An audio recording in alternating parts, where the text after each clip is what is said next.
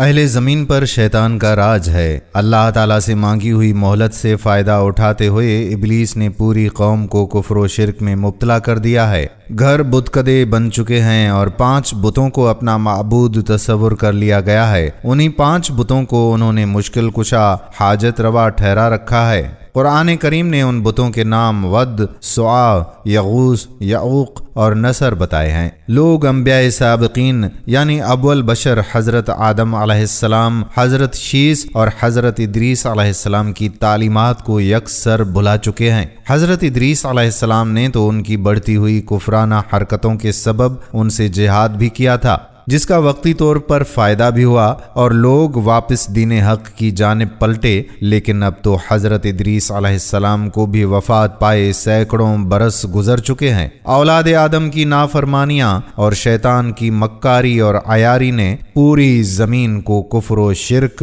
برائی اور بے حیائی کی غلاظتوں سے مکمل بھر دیا ہے۔ ابلیس اپنی کارکردگی پر بہت خوش ہے اور ادھر آسمانوں میں فرشتے اہل زمین کی مخدوش حالت اور شیطان کی کامیابی اور اس کے مکر و فریب پر حیران بھی ہیں اور پریشان بھی۔ ان کی نگاہیں بار بار بیت المعمور کی جانب اٹھتی ہیں۔ وہ منتظر ہیں کہ اللہ کب ان کی تباہی اور بربادی کا حکم نازل فرمائیں گے، لیکن اللہ کے فیصلے تو بڑی حکمت والے ہوتے ہیں۔ اللہ تعالیٰ کا دستور ہے کہ جب اس کی نافرمانیاں اپنی انتہا کو پہنچ جاتی ہیں تو وہ نبی مبعوث فرماتا ہے، اور اگر قوم نبی کی باتوں کو بھی نہ مانے تو پھر قہر الہی نازل ہو کر رہتا ہے۔ چنانچہ اللہ تعالیٰ نے اس قوم ہی میں سے ایک نیک شخص حضرت نوح علیہ السلام کو نبوت کے جلیل القدر منصب پر فائز فرما دیا۔ قرآن کریم میں ارشاد باری تعالیٰ ہے، ہم نے نوح علیہ السلام کو ان کی قوم کی طرف نبی بنا کر بھیجا۔ انہوں نے ان سے کہا، میں تم کو کھول کھول کر ڈر سنانے اور یہ پیغام پہنچانے آیا ہوں کہ اللہ کے سوا کسی کی عبادت مت کرو۔ اگر تم اسی طرح کفر و شرک میں مبتلا رہے تو مجھے ڈر ہے کہ تم کسی سخت عذاب الہی میں مبتلا نہ ہو جاؤ۔ لیکن قوم نے ان کی ہدایت کو حقارت سے ٹھکرا دیا۔ ناظرین، حضرت عبداللہ بن عباس رضی اللہ تعالیٰ عنہ روایت کرتے ہیں کہ اللہ تعالیٰ نے حضرت نوح علیہ السلام کو 40 برس کی عمر میں نبوت عطا فرمائی۔ طوفان سے پہلے آپ علیہ السلام مسلسل 950 برس تک اپنی قوم کو واعظ و تبلیغ کرتے رہے۔ قرآن کریم میں ارشاد ربانی ہے، اور ہم نے نوح علیہ السلام کو ان کی قوم کی طرف بھیجا تو وہ ان میں 50 برس کم 1000 برس رہے۔ یوں قرآنی تصریح کے مطابق ان کی عمر 950 برس سے تجاوز کر گئی۔ قوم کی بے راہ روی اور مصائب کا کوہ گراں یہ ہے کہ حضرت نوح علیہ السلام طویل عرصے سے ہمہ وقت تبلیغ دین میں مصروف رہنے کے باوجود اپنی قوم کی بے راہ روی پر بڑے دل گرفتار رہتے۔ ان کی قوم انہیں طرح طرح کی اذیتیں دیتی، ان پر مصائب کے پہاڑ ڈھاتی، لیکن وہ صبر کرتے، ان کے لیے دعائے خیر کرتے رہے تھے۔ حضرت ابن عباس رضی اللہ تعالیٰ عنہ روایت کرتے ہیں کہ نبی کریم صلی اللہ علیہ وآلہ وسلم نے فرمایا، کسی نبی کو اپنی قوم کے ہاتھوں اتنی تکلیف اور اذیت نہیں پہنچی جتنی حضرت نوح علیہ السلام کو اپنی قوم کے ہاتھوں برداشت کرنی پڑی۔ کافر ان کو ڈراتے تھے، دھمکاتے تھے اور تبلیغ سے باز رکھنے کے لیے اتنا مارتے کہ وہ بے ہوش ہو جاتے تھے۔ کبھی ان کے گلے میں پھندا ڈال کر بازاروں میں گھسیٹتے پھرتے تھے۔ حضرت ابن عباس رضی اللہ تعالی عنہ سے ایک اور روایت منقول ہے، فرماتے ہیں کہ ان کی قوم انہیں اتنا مارتی کہ وہ گر جاتے۔ ان کو کمبل میں یہ لوگ لپیٹ کر کسی مکان یا کسی ویرانے میں پھینک دیتے تھے اور سمجھتے تھے کہ ان کا انتقال ہو گیا، مگر پھر جب ان کو ہوش آ جاتا تو دوبارہ اپنی قوم کو راہ حق کی طرف بلانے میں مصروف ہو جاتے۔ حضرت نوح علیہ السلام کی تبلیغی جدوجہد 950 سال تک جاری رہی۔ رات کی تنہائیوں میں وہ آنسو بہاتے اور آنسوں کے سمندر کے دوران اپنے رب کریم سے قوم کے لیے دعائیں کرتے کہ اے میرے پروردگار، میری قوم نادان ہے، ناسمجھ ہے، اسے معاف کر دے۔ نیز اس دوران اپنی قوم کو ہر ممکن طریقے سے سمجھاتے رہے، کبھی عذاب الہی سے ڈراتے رہے تو کبھی دوزخ کی سختیوں اور جنت کی نعمتوں کا ذکر فرماتے۔ لیکن قوم ان کا تمسخر اڑاتی، پھبتیاں کستیں، گویا وہ کانوں سے بہرے اور آنکھوں سے اندھے ہو چکے تھے۔ اس طویل جدوجہد کے نتیجے میں صرف 80 لوگ ایمان لائے۔ حضرت سیدنا نوح علیہ السلام اپنی قوم کی بدحالی پر بہت غمزدہ رہنے لگے، لیکن امید کا دامن انہوں نے کبھی نہیں چھوڑا۔ مگر کب تک؟ آخر کار طویل اور سخت ترین کاوشوں کے بعد وہ لمحہ بھی آ گیا کہ جب آپ علیہ السلام قوم سے بالکل مایوس ہو کر اپنے رب کریم کے سامنے اپنی معروضات پیش کرنے پر مجبور ہو گئے۔ اللہ تعالیٰ کا قرآن پاک میں ارشاد ہے، نوح علیہ السلام نے اللہ سے عرض کی، اے میرے پروردگار، میں اپنی قوم کو دن رات بلاتا رہا، لیکن وہ میرے بلانے سے اور زیادہ بھاگتے رہے۔ میں نے جب کبھی انہیں تیری بخشش کی طرف بلایا تو یہ اپنے کانوں میں انگلیاں ڈال لیتے، اپنے چہروں کو کپڑوں سے چھپا لیتے اور ضد، تکبر اور غرور کرتے۔ میں نے ان کو اعلانیہ، خفیہ، غرض ہر طرح سے سمجھایا اور کہا کہ اپنے پروردگار سے معافی مانگو کہ وہ بڑا معاف کرنے والا ہے، وہ تم پر آسمان سے پانی برسائے گا، تمہارے مال و اولاد میں ترقی دے گا اور تمہیں باغ عطا کرے گا اور تمہارے لیے نہریں بہا دے گا۔ آخر تم کو کیا ہوا ہے کہ تم اللہ کی عظمت کا اعتقاد نہیں رکھتے، حالانکہ اس نے تم کو کئی طرح سے بنایا ہے؟ کیا دیکھتے نہیں ہو کہ اللہ نے کس طرح 7 آسمان اور اوپر تلے بنائے ہیں اور ان میں چاند کو خوب جگمگاتا ہوا اور سورج کو چراغ بنایا؟ اور اللہ ہی نے تم کو زمین سے پیدا کیا ہے، پھر وہ تمہیں اس زمین میں واپس لے جائے گا اور اس سے یکا یک تم کو نکال کھڑا کر دے گا۔ اور اللہ نے زمین کو تمہارے لیے فرش کی طرح بچھا دیا تاکہ تم اس کے اندر کھلے راستوں میں چلو۔ نوح علیہ السلام نے کہا، میرے رب، انہوں نے میری بات رد کر دی اور ان رئیسوں کی پیروی کی جو مال اور اولاد پا کر اور زیادہ نامراد ہو گئے۔ ان لوگوں نے بڑا بھاری مکر کا جال پھیلا رکھا ہے۔ انہوں نے کہا کہ اپنے معبودوں کو ہرگز نہ چھوڑنا اور ود اور سعا اور یغوث اور یعوق اور نصر کو کبھی ترک نہ کرنا۔ انہوں نے بہت لوگوں کو گمراہ کیا ہے اور تو بھی ان ظالموں کو گمراہی کے سوا کسی چیز میں ترقی نہ دے۔ آخر وہ اپنے گناہوں کے سبب پہلے غرق کر دیے گئے، پھر آگ میں ڈال دیے گئے، تو انہوں نے اللہ کے سوا کسی کو اپنا مددگار نہ پایا۔ اور نوح علیہ السلام نے دعا کی، اے میرے پروردگار، کسی کافر کو روئے زمین پر بسنے والا نہ چھوڑ۔ اگر تو نے ان کو چھوڑ دیا تو یہ تیرے بندوں کو گمراہ کریں گے اور ان کی نسل سے جو بھی پیدا ہوگا وہ بھی بدکار اور سخت کافر ہی ہوگا۔ اے میرے پروردگار، مجھ کو، میرے والدین کو اور ہر اس شخص کو جو میرے گھر میں مومن کی حیثیت سے داخل ہوا ہے اور سب مومن مردوں اور عورتوں کو معاف کر دے اور ظالموں کے لیے اور زیادہ تباہی بڑھا۔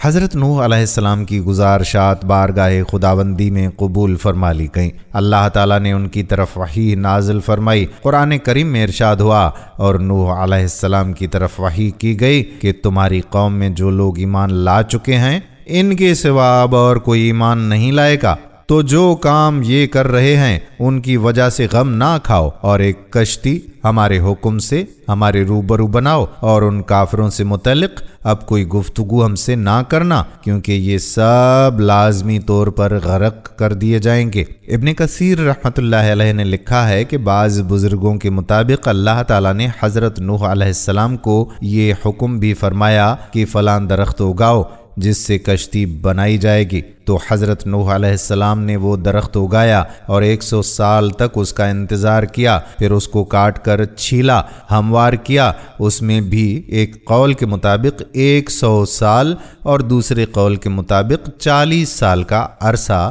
لگ گیا، واللہ عالم۔ محمد بن اسحاق رحمۃ اللہ علیہ حضرت سوری رحمۃ اللہ علیہ سے نقل کرتے ہیں کہ وہ لکڑی ساگوان کی تھی، اور دوسرے قول کے مطابق وہ صنوبر کے درخت کی تھی۔ حضرت ابن عباس رضی اللہ تعالی عنہ سے مروی ہے کہ اس کشتی کی لمبائی 1200 گز اور چوڑائی 600 گز تھی۔ ایک اور قول کے مطابق لمبائی 2000 گز اور چوڑائی 100 گز تھی۔ حضرت سوری رحمۃ اللہ علیہ فرماتے ہیں کہ حضرت نوح علیہ السلام کو کشتی کے اندرونی اور بیرونی حصوں میں تارکول یعنی ڈامبر اچھی طرح سے ملنے کا حکم ملا تھا، اور ہدایت کی گئی تھی کہ کشتی کے سامنے کا حصہ بلند اور اٹھا ہوا ہو تاکہ وہ پانی کو چیر سکے۔ اس کشتی کی اونچائی 30 گز تھی اور اس میں 3 منزلیں تھیں۔ کشتی کے اوپر ایک ڈھکن تھا جس سے وہ بند کر دی جاتی تھی۔ بحوالہ قصص الانبیاء ابن کثیر۔ گویا آج کے زمانے کے مطابق وہ عظیم آبدوز تھی۔ حضرت نوح علیہ السلام کشتی بنانے میں مصروف تھے۔ قوم کے سردار آپ علیہ السلام کے پاس سے گزرتے تو ہنسی مذاق اڑاتے، پھبتیاں کستے، یہاں تک کہ کشتی تیار ہو گئی، اور جب عذاب الہی کا وقت آیا تو اللہ تعالیٰ نے حکم دیا کہ ہر قسم کے جانور کا ایک ایک جوڑا اس میں رکھ لو، اور جو لوگ ایمان لائے ہیں انہیں بھی سوار کر لو۔ حضرت نوح علیہ السلام نے احکام خداوندی کے مطابق سب کو سوار کر لیا اور عبادت الہی میں مصروف ہو گئے۔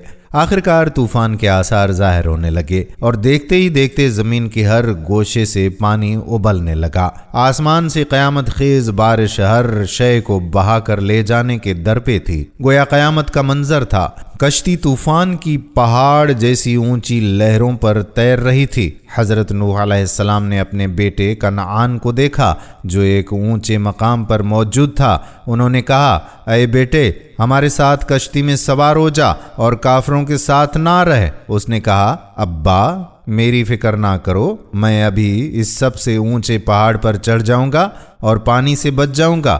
نوح علیہ السلام نے کہا، آج قہر الہی سے کوئی نہیں بچ سکتا۔ اسی اثنا میں ان دونوں کے درمیان پانی کی ایک بڑی لہر حائل ہو گئی اور وہ غرق ہو گیا۔ حضرت نوح علیہ السلام نے اپنے رب سے اپنے بیٹے کی مغفرت اور نجات کے لیے عرض کی، اے میرے پروردگار، تو نے میرے گھر والوں کی بخشش کا وعدہ فرمایا ہے تو یہ بیٹا بھی گھر والوں میں ہے۔ اللہ تعالیٰ نے فرمایا، اے نوح، وہ تیرے اہل میں سے نہیں ہے کیونکہ اس کے اعمال اچھے نہیں ہیں۔ طوفان نوح علیہ السلام میں پانی کی لہریں اس قدر بلند تھیں کہ انہوں نے روئے زمین کے تمام پہاڑوں کو بھی چھپا لیا تھا۔ زمین پر کوئی بھی چیز زندہ سلامت نہ تھی، سب کچھ نیست و نابود ہو چکا تھا۔ صرف حضرت نوح علیہ السلام کی پہاڑ نما کشتی تھی جو اللہ کی مدد سے پانی کی بلند و بالا بپھری خوفناک موجوں میں تیرتی پھر رہی تھی۔ حضرت ابن عباس رضی اللہ تعالی عنہ سے روایت ہے کہ کشتی میں 80 اشخاص تھے اور ہر ایک کے ساتھ ان کا کنبہ بھی تھا، اور یہ لوگ کشتی میں تقریباً 150 دن رہے، اور اللہ تعالیٰ نے کشتی کا رخ مکۃ المکرمہ کی طرف پھیر دیا تھا۔ کشتی 40 دن بیت اللہ کے گرد چکر لگاتی رہی۔ اس کے بعد اس کا رخ جبل جودی کی طرف پھیر دیا گیا جہاں وہ ٹھہر گئی۔ پھر حضرت نوح علیہ السلام نے اہل زمین کی خبر لینے کے لیے ایک کوے کو بھیجا۔ کوے نے زمین پر مردار دیکھے تو ان پر جھپٹ پڑا اور تاخیر کر دی، جس کی وجہ سے کبوتر کو بھیجا۔ کبوتر ایک زیتون کے پتے کو لے کر آیا اور اس کے پاؤں کیچڑ میں لتھڑے ہوئے تھے، جن کو دیکھ کر حضرت نوح علیہ السلام نے اندازہ لگا لیا کہ زمین خشک ہو چکی ہے۔ حضرت نوح علیہ السلام جودی پہاڑ سے زمین پر اتر آئے اور ایک بستی تعمیر کی جس کا نام سمانین رکھا، یعنی 80 آدمیوں کی بستی۔ اسی دوران ایک مرتبہ صبح کو اٹھے تو ہر آدمی کی زبان بدل چکی تھی، یعنی 80 زبانیں ہو چکی تھیں۔ لوگ ایک دوسرے کی زبان نہیں سمجھ پا رہے تھے تو حضرت نوح علیہ السلام ہر ایک کی ترجمانی فرماتے تھے۔ حضرت قتادہ رحمۃ اللہ علیہ وغیرہ فرماتے ہیں کہ قوم نوح علیہ السلام کے یہ افراد محرم الحرام کی 10ویں تاریخ کو کشتی سے باہر آئے۔ حضرت نوح علیہ السلام کا قصہ قصص القرآن کے نہایت ایمان افروز واقعات میں سے ایک ہے، جس کی تفصیل سورہ نوح کے علاوہ سورہ اعراف، سورہ یونس، سورہ ہود، سورۃ المومنون، سورۃ الشعراء، سورہ عنکبوت، سورۃ الصافات اور سورۃ القمر میں موجود ہے۔ نیز دیگر سورتوں میں بھی حضرت نوح علیہ السلام کا ذکر ہے۔ سورہ نوح 28 آیات پر مشتمل ہے۔ یہ اسلام کے ابتدائی دور میں نازل ہونے والی سورتوں میں شامل ہے۔ یہ اس دور میں نازل ہوئی کہ جب کفار مکہ کی مخالفت شدت اختیار کر چکی تھی، مسلمانوں پر ظلم و ستم کے پہاڑ توڑے جا رہے تھے۔ چنانچہ اللہ تعالیٰ نے اس سورہ مبارک کو نازل فرما کر ایک طرح سے کفار مکہ کو متنبع فرمایا کہ اگر وہ راہ راست پر نہ آئے تو ان کا انجام بھی وہی ہو سکتا ہے جو قوم نوح علیہ السلام کا ہوا۔ اللہ تعالیٰ نے قوم نوح علیہ السلام کو اس کی نافرمانیوں کے سبب طوفان باد و باراں کے ذریعے غرق کر دیا تھا۔ کوئی جاندار شے باقی نہیں بچی۔ کشتی میں موجود افراد اور جانوروں کے سوا ہر چیز نیست و نابود ہو چکی تھی۔ پھر اللہ تعالیٰ کے حکم سے آسمان تھم گیا اور پانی خشک ہو گیا۔ پھر اللہ تعالیٰ نے حکم دیا کہ اے نوح، ہماری طرف سے سلامتی اور برکتوں کے ساتھ جو تم پر اور تمہارے ساتھ کی جماعتوں پر نازل کی گئی ہیں اتر آؤ۔ چنانچہ حضرت نوح علیہ السلام نے ایک نئی بستی بسا کر دنیا کے کاروبار کو اس سرے نو جاری و ساری کیا۔ اس لیے آپ علیہ السلام کو آدم ثانی بھی کہا جاتا ہے۔ جب اللہ تعالیٰ کے حکم سے کشتی تیار ہو گئی تھی تو حکم آیا کہ اس میں آپ اہل ایمان اور تمام جانداروں کا ایک ایک جوڑا سوار کروا لیں، جس پر حضرت نوح علیہ السلام نے عمل کیا۔ تمام جانوروں کو کشتی میں سوار کرا دینے کے بعد حضرت نوح علیہ السلام کیا دیکھتے ہیں کہ ایک دراز گوش یعنی گدھا باقی رہ گیا ہے، اور وہ دونوں اگلی ٹانگیں کشتی میں رکھ کر پچھلے دھڑ کا زور لگا کر چڑھنا چاہتا ہے، مگر اس سے چڑھا نہیں جاتا کہ خبیث شیطان نے اس کی دم پکڑ رکھی ہے، اور وہ لعین اس گدھے کے ساتھ خود کو کشتی میں سوار ہونا چاہتا ہے۔ غرض یہ کہ گدھا ہر چند زور لگا کر چڑھتا ہے مگر نہیں چڑھا جاتا۔ آخرکار حضرت نوح علیہ السلام نے دیکھا اور سمجھ گئے کہ ایک پرانا پاپی گدھے کے ساتھ لگ گیا ہے اور اسے چھوڑتا نہیں ہے، تو غصے میں آ کر آواز دی، اے گدھے، فوراً کشتی میں چلا آ، اگرچہ تیرے ساتھ شیطان بھی آ جائے۔ اتنا سننا تھا کہ شیطان گدھے کی پیٹھ پر سوار ہو گیا اور گدھا ایک ہی جست میں کشتی پر سوار ہو گیا۔ پھر تو شیطان گدھے کو چھوڑ کر کشتی کے ایک کونے میں جا کر بیٹھ گیا۔ ادھر سے حضرت نوح علیہ السلام سب کا معائنہ کرتے ہوئے جب اس کونے میں آئے تو اس پرانے گنہگار کو دیکھا۔ اسی وقت آپ پہچان گئے۔ فرمایا، اے لعین، تو یہاں کیوں اور کس کی اجازت سے آیا؟ شیطان نے جواب میں کہا کہ میں آپ کی اجازت سے آیا ہوں۔ آپ شاید بھول گئے ہیں، ابھی تو آپ نے مجھے اور گدھے کو آنے کی اجازت دی ہے، بھلا میں کہیں بغیر اجازت آ سکتا تھا؟ غرض یہ کہ خبیث نے وہ چکنی چپڑی باتیں کرنی شروع کی کہ اللہ کی امان، مگر جناب نوح علیہ السلام کب اس کی باتوں میں آنے والے تھے۔ اس وقت آپ کا ارادہ ہوا کہ اسے کشتی سے اتار دیا جائے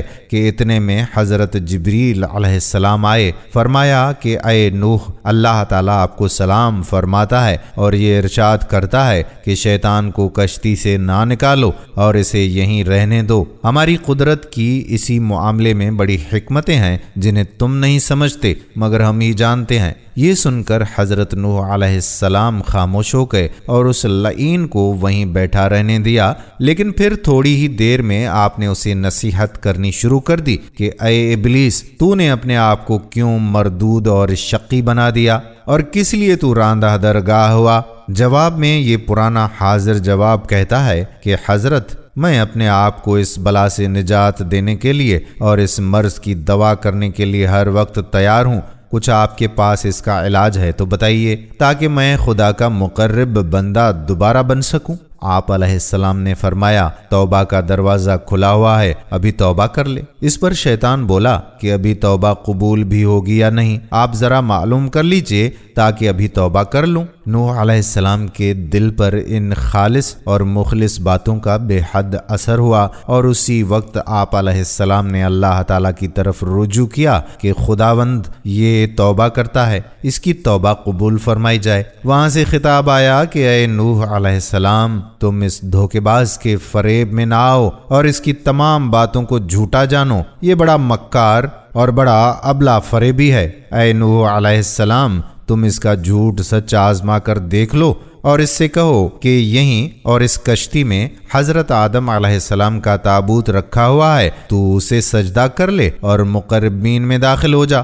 یہ سن کر حضرت نوح علیہ السلام نہایت خوشی خوشی ابلیس سے آ کر کہتے ہیں کہ یہ آدم علیہ السلام کا تابوت ہے، تو اسے سجدہ کر لے اور مقربین میں داخل ہو جا۔ یہ سن کر شیطان لعین نے ایک قہقہا لگایا اور کہا، یہ جب زندہ تھے اور جنت کی بادشاہی کر رہے تھے جب تو ہم نے انہیں سجدہ کیا نہیں، اب جب کہ یہ خاک ہو گئے ہیں تو میں انہیں کیوں کر سجدہ کر سکتا ہوں؟ اتنا سنتے ہی حضرت نوح علیہ السلام نے اس کی طرف سے اپنا منہ پھیر لیا اور دوسرے امور متعلقہ کی طرف متوجہ ہو گئے۔ واللہ عالم۔ حضرت ابو ہریرہ رضی اللہ تعالیٰ عنہ سے روایت ہے، وہ بتاتے ہیں کہ ایک دن حضور نبی کریم صلی اللہ علیہ وآلہ وسلم یہود کی ایک جماعت کے پاس سے گزرے۔ انہوں نے 10 محرم کا روزہ رکھا ہوا تھا۔ آپ صلی اللہ علیہ وآلہ وسلم نے دریافت فرمایا کہ یہ کیسا روزہ ہے؟ یہودیوں نے جواب دیا کہ یہ وہ دن ہے جس میں اللہ تعالیٰ نے موسیٰ علیہ السلام اور بنی اسرائیل کو دریا سے نجات دی اور فرعون کو غرق کیا، اور یہی وہ دن ہے جس میں نوح علیہ السلام کی کشتی جودی پہاڑ پر ٹھہری۔ اسی لیے حضرت نوح علیہ السلام اور حضرت موسیٰ علیہ السلام نے شکرانے کے طور پر روزہ رکھا تو حضور نبی کریم صلی اللہ علیہ وآلہ وسلم نے فرمایا کہ میں تم سے موسیٰ کا زیادہ قریبی ہوں اور اس دن کے روزے کا زیادہ حقدار ہوں۔ اور آپ صلی اللہ علیہ وآلہ وسلم نے اپنے ساتھیوں کو کہا کہ جس شخص نے بغیر کھائے پیے صبح کی وہ اپنا روزہ مکمل کرے، اور جس نے اپنی بیوی سے مباشرت کی ہے تو وہ اپنا باقی ماندہ دن اسی طرح مکمل کرے۔ محمد اسحاق فرماتے ہیں کہ جب اللہ نے طوفان کو ختم کرنا چاہا تو اس نے روئے زمین پر ہوا چھوڑ دی، جس سے پانی رک گیا اور زمین کے چشمے ابلنا بند ہو گئے اور پانی کم ہونا شروع ہو گیا، یہاں تک کہ بالکل خشک ہو گیا۔ اہل کتاب کے خیال کے مطابق کشتی 7ویں مہینے رجب کی 17 تاریخ کو جودی پہاڑ پر رکی اور 10ویں ماہ کی پہلی تاریخ کو پہاڑوں کی چوٹیاں نظر آنے لگیں۔ جب 40 دن مزید گزر گئے تو نوح علیہ السلام نے کشتی کا روشن دان کھولا جو اس میں پہلے ہی سے بنا دیا گیا تھا، اور کوے کو بھیجا کہ پانی کے متعلق خبر لائے، لیکن وہ واپس نہ آیا۔ پھر کبوتر کو بھیجا، وہ کچھ دیر کے بعد واپس آیا تو انہوں نے اس کے پاؤں پر کوئی ایسی نشانی نہ دیکھی جس سے اندازہ ہو کہ وہ کہیں بیٹھا ہے۔ نوح علیہ السلام نے روشن دان سے ہاتھ باہر نکال کر اس کو پکڑ کر کشتی میں داخل کر دیا۔ پھر 7 دن کے بعد دوبارہ پانی کے متعلق معلومات کرنے کے لیے اس کو بھیجا تو وہ لوٹ کر نہ آیا۔ پھر شام کے وقت واپس آیا تو نوح علیہ السلام نے معلوم کر لیا کہ زمین کی سطح ظاہر ہو چکی ہے۔ طوفان کے آنے سے لے کر نوح علیہ السلام کے کبوتر بھیجنے تک جب 1 سال مکمل ہوا اور دوسرے سال محرم کی پہلی تاریخ ہوئی تو روئے زمین مکمل طور پر ظاہر ہو گیا اور نوح علیہ السلام نے کشتی کا ڈھکنا کھول دیا۔ اہل کتاب کے قول کے مطابق اللہ تعالیٰ نے نوح علیہ السلام سے فرمایا کہ تو نکل، تیری بیوی، تیرے بیٹے، ان کی بیویاں بھی نکلیں اور تمام چوپائے کشتی سے باہر نکل آئیں تاکہ نسل بڑھے اور پھیلے اور زمین میں انسانوں کی آبادی بڑھے۔ پس کشتی سے تمام جانور، چرند پرند، انسان سب اترے۔ پھر نوح علیہ السلام نے ایک ذبح خانہ بنایا اور تمام حلال چوپائے اور پرندے اللہ کے نام پر قربان کر دیے، اور اللہ تعالیٰ کی طرف سے نوح علیہ السلام سے وعدہ کیا گیا کہ آئندہ ایسا زبردست طوفان اہل زمین پر نہیں آئے گا، اور اس وعدے کی یادگار کے طور پر اللہ تعالیٰ نے قوس و قزح کی علامت بنا دی جو بادل میں ظاہر ہوتی ہے۔ اس کے بارے میں حضرت ابن عباس رضی اللہ تعالیٰ عنہ سے روایت ہے کہ یہ طوفان میں ڈوبنے سے بچاؤ کی نشانی ہے۔ ناظرین، اب ذکر کریں گے کہ طوفان نوح کے بعد دنیا کیسے آباد ہوئی۔ مشہور صحابی حضرت عبداللہ بن عباس رضی اللہ تعالیٰ عنہ سے روایت ہے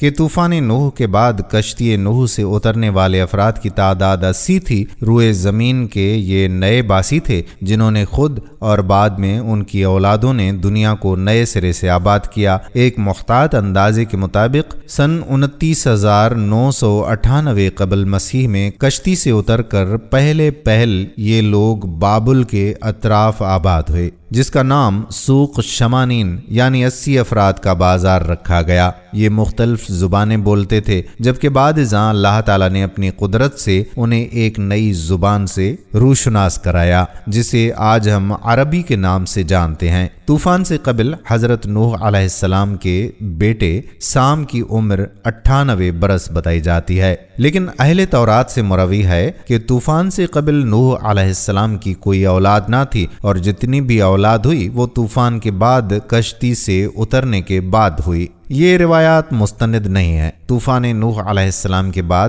تمام لوگ ہلاک کر دیے گئے سوائے ان لوگوں کے جو اللہ تعالیٰ کی وحدانیت پر ایمان لائے تھے، اور آج یہ نسل نوح علیہ السلام کی طرف منسوب کی جاتی ہے۔ اسی طرح قرآن کریم نے بھی سورۃ الصافات میں اس طرف اشارہ کیا ہے کہ ہم نے اس کی اولاد کو باقی رکھا۔ بعض لوگوں کا کہنا ہے کہ نوح علیہ السلام کے 2 بیٹے تھے اور وہ دونوں طوفان سے قبل ہی وفات پا چکے تھے۔ ان میں سے ایک کا نام کنعان اور دوسرے کا عامر تھا۔ ابن عباس رضی اللہ تعالیٰ عنہ سے روایت ہے کہ نوح علیہ السلام کے ہاں سام پیدا ہوا، اس کی اولاد سفید اور گندمی رنگت کی تھی۔ دوسرا بیٹا حام پیدا ہوا، اس کی اولاد کالی اور سفید تھی۔ تیسرا بیٹا یافس پیدا ہوا، اس کی اولاد گہرے سرخ اور زرد رنگ کی تھی، اور چوتھا بیٹا کنعان تھا جو کہ طوفان میں غرق کر دیا گیا۔ اہل عرب کنعان کو یام کے نام سے پکارتے ہیں۔ قتادہ رضی اللہ تعالیٰ عنہ سے روایت ہے کہ تمام انسان نوح علیہ السلام کی اولاد ہیں۔